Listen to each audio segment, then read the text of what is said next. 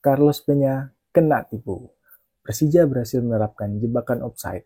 Persita bermain tanpa peluang berbahaya. Tapi ini dia evaluasinya. Halo football fans, balik lagi bareng gue, Guntur Widianto, dalam program Football Is Me, bahas isu sepak bola dalam dan luar negeri. Di episode ini, gue bakalan bahas atau bedah pertandingan antara Persija Jakarta melawan Persita Tangerang di laga perdana BRI Super League. Gak perlu berlama-lama, kita langsung menuju ke tactical board-nya. Oke, sudah muncul di layar kalian. Ini adalah formasi kedua tim. Yang berwarna merah adalah tim tuan rumah Persija Jakarta. Kemudian yang warna putih adalah Persita Tangerang. Nah, ini keduanya pakai formasi yang sekilas ini sama ya. Menerapkan skema 4-2-3-1 atau 4-3-3. Nah, dari Persija dulu, di sisi penjaga gawang ada Carlos Eduardo, kemudian di sektor center back itu ada Jordi Amat yang berduet dengan Rizky Ridho, sang kapten. Lalu di sektor back kanan ada Rio Fahmi dan di sebelah kiri ada Cardoso. Sementara di sektor double pivot mereka menggunakan Fabio dan Van Basten, lalu di tengah ada Gustavo Franca. Kemudian di sektor sayap kanan ada Alano, di kirinya ada Arliansyah, ini pemain muda, masa depan dari Persija, dan di sektor depan ada Excel. Sementara untuk di Persita, dari penjaga gawang ada Igor, kemudian duo center back-nya adalah Javlon dan Kozubaev, lalu di sektor back kanan ada Toha, dan di kiri ada Jardel. Lalu di tengah ada Pablo, Eberbesa, dan Sinyong. Kemudian di sektor sayap kanan ada Tuhuteru, di sektor depan ada Hardianto, dan sektor sayap kiri ada Raiko. Nah, ini gue mau bahas per lini dulu ya. Pertama dari sektor lini pertahanan. Nah, overall gue bilang lini pertahanan Persija malam ini bisa menjalankan tugasnya dengan cukup baik.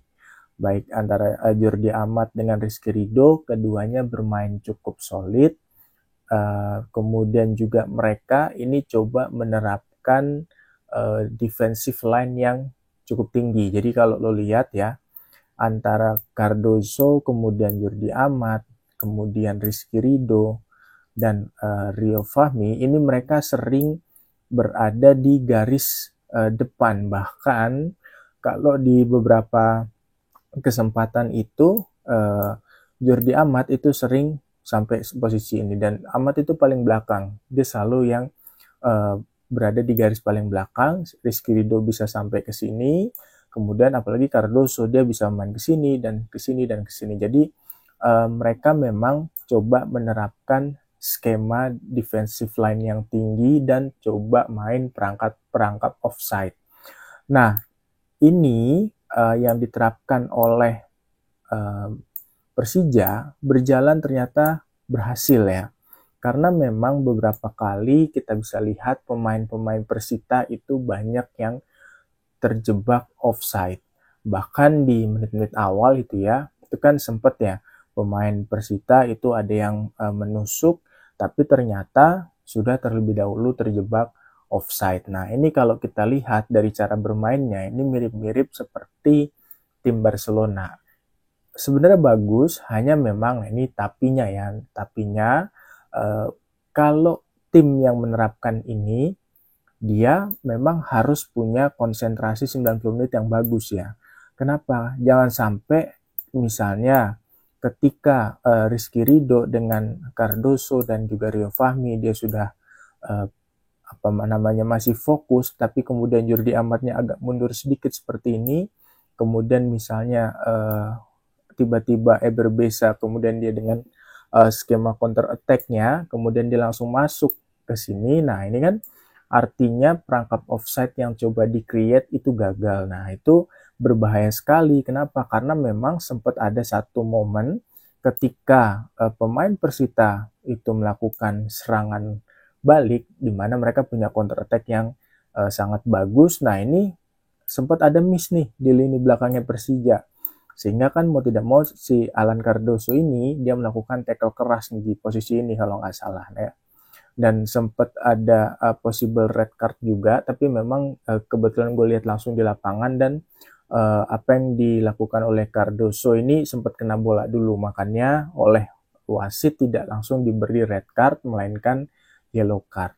Nah ini hati-hati. Kemudian juga dalam beberapa kali gue lihat Jordi Amat ini sering kalah sprint ya, mungkin karena faktor usia, gue juga nggak tahu, atau faktor stamina. Dia sering kalah sprint oleh pemain lawan. Nah ini bahaya ketika tidak adanya backup. Untungnya tadi ketika Jordi Amat misalnya kalah sprint, pada saat dia mau melakukan perangkap offside dan ternyata gagal, misalnya oleh Huteru.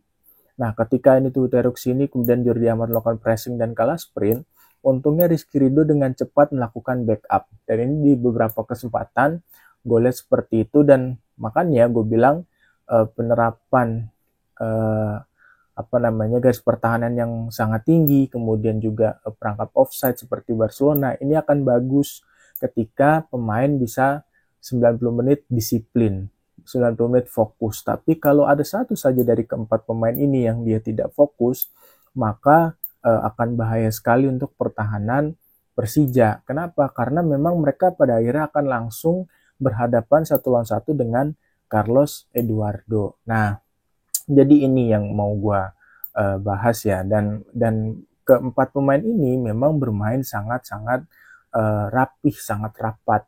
Dan itu kebukti. Makanya Persita nyaris tanpa peluang, atau bahkan mungkin gue bisa hitung hanya ada 2 peluang. Misalnya satu yang Eberbesa tiba-tiba dia lari ke sini, kemudian dia melakukan shoot, sayangnya bolanya berada di sisi kanan Carlos Eduardo. Dan satu lagi adalah pada saat pemain Persita dijegal oleh Cardoso nih di sebelah sini. Nah itu kan sempat berbahaya juga. Untungnya Cardoso telah lebih dulu melakukan pelanggaran penting yang mana itu dibuat Cardoso harus mendapatkan kartu kuning.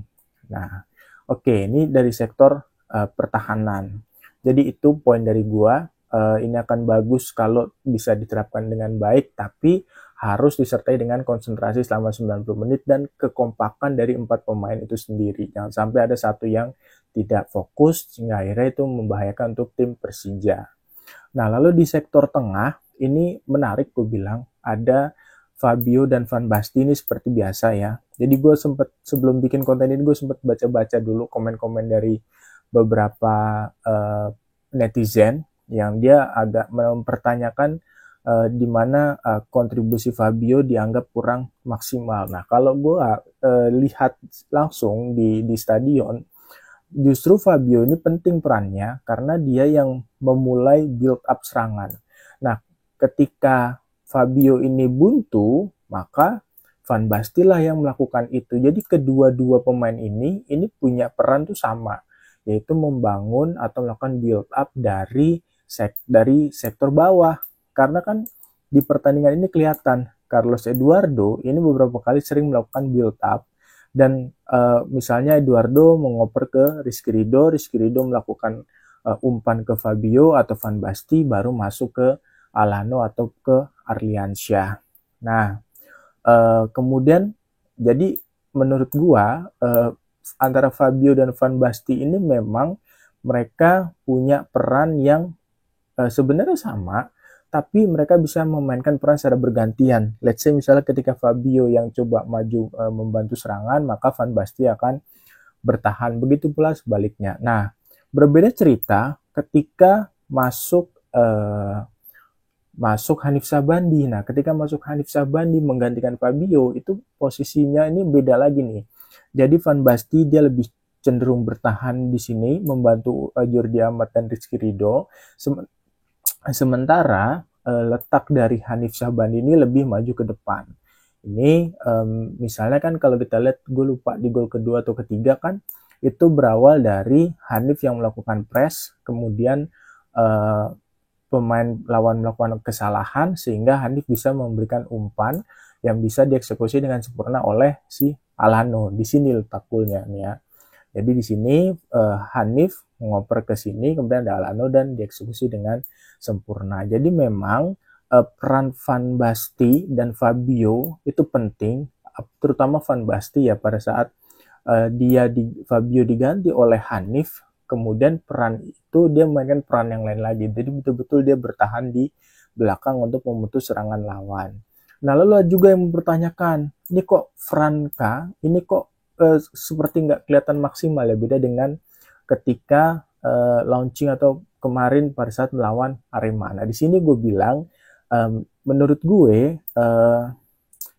Carlos Peña ini ketipu. Kenapa ketipu? Karena di pertandingan pramusim kemarin itu kan benar-benar kelihatan lini serang Persija itu berangkat dari Franka. Franka tuh mainnya di sini, kemudian di sini tiba-tiba dia muncul dari samping, ya kan, seperti itu.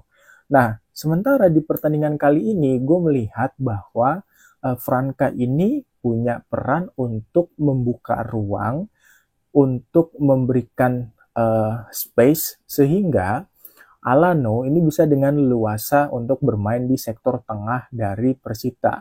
Let's say misalnya gini, dalam beberapa kesempatan gue lihat misalnya nih Excel dijaga oleh dua center back Persita di press. Nah, kemudian Franka ini tugasnya adalah mengaburkan fokus dari Pablo dan Shin-Yong. Beberapa momen gue lihat Franka ini misalnya lari ke sini, kemudian dia bisa menarik Pablo dan Toha. Nah, kemudian masuk Fabio dan juga Arliansyah di sini. Nah, ketika Fabio dan Arliansyah masuk, otomatis baiknya berbeza, kemudian juga Shin-Yongnya dia main cenderung di sebelah kiri. Nah, pada saat itulah kemudian Alano dia akan bebas bergerak di space ini. Nah, ini kan makanya gue bilang Franka ini perannya beda di pertandingan kali ini. Dia tidak lagi menjadi motor serangan, tapi juga dia berfungsi untuk mengaburkan fokus pertahanan lawan. Makanya di sepanjang Franka bermain itu dia Alano bisa leluasa melakukan serangan dari sini. Nah, itu yang pertama. Lalu yang kedua, pada saat Excel itu diganti kemudian masuk Maxwell ya. Nah, itu perannya Franka beda lagi. Franka itu bermain sebagai false striker atau false nine. Franka di sini, kemudian katakanlah ini Maxwell ya. Maxwell bermain di sektor kiri. Nah, Alano tetap di sektor kanan. Nah, begitu Franka diganti oleh gue lupa ya. Ketika Franka diganti ya, ini Maxwell mainnya di sini, kemudian Alano di sebelah kiri. Oh, Witan. Nah, Witan masuk, misalnya ini katakanlah ini Witan gitu ya.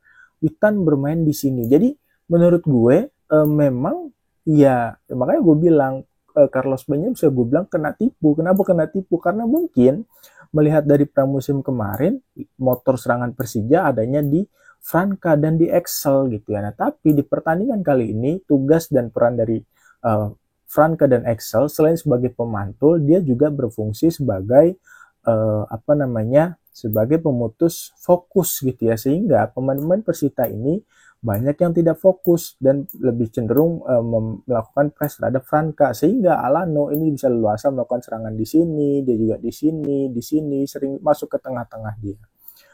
Nah, lalu yang berikutnya lagi, nah ini mungkin masukan ya untuk pemain-pemain Persija.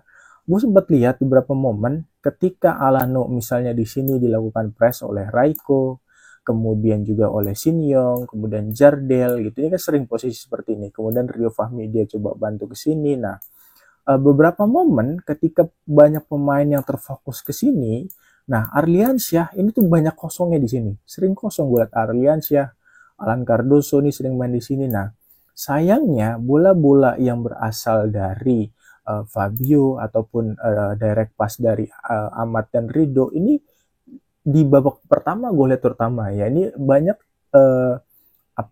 cenderung mainnya ke sini terus ya. Sementara Arliansyah ini sebenarnya menurut gue dia punya potensi yang bagus. Karena apa? Karena dia berani menusuk, kemudian juga berani adu sprint, dan dia juga berani 1-on-1 dengan pemain lawan. Nah, ini di babak pertama Arliansyah ini kelihatan banyak kosongnya, sehingga apa? Sehingga ketika babak kedua mulai, nah ini terjadi perubahan yang cukup signifikan ya yang dilakukan oleh Coach Sousa. Sehingga apa? Sehingga lini serangnya Persija itu lebih balance. Apalagi terutama ketika misalnya Maxwell masuk ya. Ketika Maxwell masuk, ini si Arliansyah ini lebih main melebar. Nah, ini anggaplah ini Maxwell ya. Maxwell masuk sini. Nah, kemudian Alano masuk di sebelah sini sehingga lini serangnya lebih balance ya. Dibanding ketika babak pertama berlangsung di mana permainannya ini cenderung kebanyakan di kanan. Sementara di kanan Alano ini ternyata juga dilakukan pressing ketat oleh Jardel, oleh Shin-Yong, oleh Raiko. Bahkan Berbesa juga beberapa kali ikut membantu. Nah, berikutnya adalah di tadi lini belakang sudah, lini tengah sudah, dan menuju ke lini depan. Nah, sama nih ya di Excel. Excel juga tadi seperti yang gue sampaikan, peran dia kali ini memang dia di pressing ketat oleh back-back dari Persita. Nah, tapi justru disinilah Excel tidak hanya mampu untuk mencetak gol pada saat pramusim kemarin, kan kita sudah lihat sendiri gol-golnya ya. Artinya sudah tidak diragukan lah kapasitasnya, tapi dia juga bisa membuka ruang bagi teman-teman di sektor tengah, di second line-nya untuk melakukan build up serangan, untuk melakukan kombinasi-kombinasi serangan. Bahkan ketika misalnya Raihan Hanan masuk, itu Witan masuk, itu main 1-2-nya jauh lebih hidup lagi dibanding pada saat di babak pertama maupun di pertengahan babak kedua. Oh ya, dan satu lagi yang perlu gue apresiasi adalah pemain Persija ini melakukan high pressing. Bahkan ya, beberapa kesempatan melihat Franka ini dia melakukan pressing ke Igor. Jadi kan sangat sulit untuk Persita melakukan build up serangan. Kenapa? Karena bahkan pada saat Igor pegang bola pun Franka sudah melakukan pressing. Nah, ketika Franka misalnya mengoper ke Toha, Arliansyah melakukan pressing di sini. Bahkan Excel melakukan pressing. Dia sering melakukan press ke Shin-Yong, ke Javlon, ataupun ke Jardel. Sehingga apa? Sehingga aliran bola yang dilakukan oleh Persita itu sering terhambat karena adanya tadi pressing-pressing ketat yang dilakukan oleh pemain-pemain Persija selama 90 menit pertandingan berlangsung. Dan yang satu lagi yang gue apresiasi adalah akurasi umpannya. Jadi akurasi umpan Persija itu di match ini tinggi banget, 85%. Artinya teman-teman para pemain ini sudah cukup padu untuk mengerti skema satu sama lain. Cuman yang perlu menjadi koreksi adalah terkait rumput JIS-nya. Nah, ini teman-teman, kalau kalian lihat langsung di stadion, ini kelihatan banget rumputnya itu licin, kemudian bola itu mengalirnya bisa dengan lebih deras gitu ya. Karena beberapa kesempatan misalnya pemain Persija melakukan passing, dan passingnya itu mungkin mereka tidak expect ya bahwa bola itu akan mengalir dengan begitu derasnya. Karena tadi kondisi lapangannya menurut gue kurang bagus. Dan itu kan kebukti pada saat jeda babak pertama itu banyak official yang melakukan pengembalian kondisi lapangan karena memang kondisi lapangannya kurang bagus sehingga bola-bola ngalirnya lebih cepat, berjalan dengan lebih licin. Oke, sekian dulu video ulasan dari gue. Seperti biasa, buat lo yang punya tanggapan, pertanyaan, ataupun kritik dan saran, silahkan tulis di kolom komentar. Nah, buat yang baru mengunjungi channel akun gue, jangan lupa juga di subscribe dan juga diaktifin tombol notifikasinya, kemudian di share supaya semakin banyak orang yang nonton video-video ulasan dari gue. Oke, sampai ketemu lagi di video-video gue selanjutnya. Bye.